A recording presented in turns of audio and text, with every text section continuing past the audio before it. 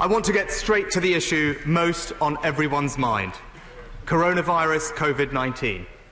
My right honourable friend, the Health Secretary, is working around the clock to protect the public's health. And I will do whatever it takes to support the economy. The challenge is this: there is likely to be a temporary disruption to our economy. On the supply side, up to a fifth of the working-age population could need to be off work at any one time.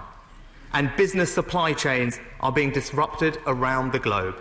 Our response will be temporary, timely, and targeted. This is the right response and at the right time. That response is clearly and closely coordinated with the Bank of England. The Governor and I have been in constant communication about the evolving situation. The Governor set out this morning the actions that the Bank will take to help UK businesses and households bridge across the likely economic disruption.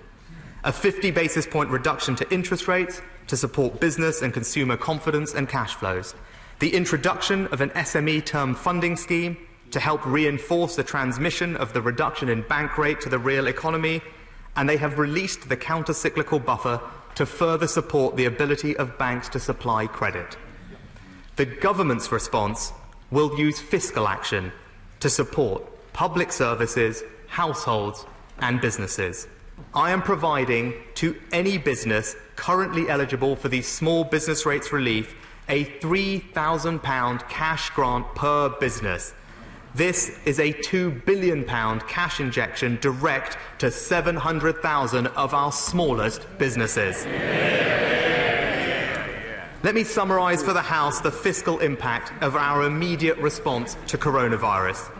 Taken together, the extraordinary measures I have set out today represent £7 billion to support the self-employed, businesses and vulnerable people.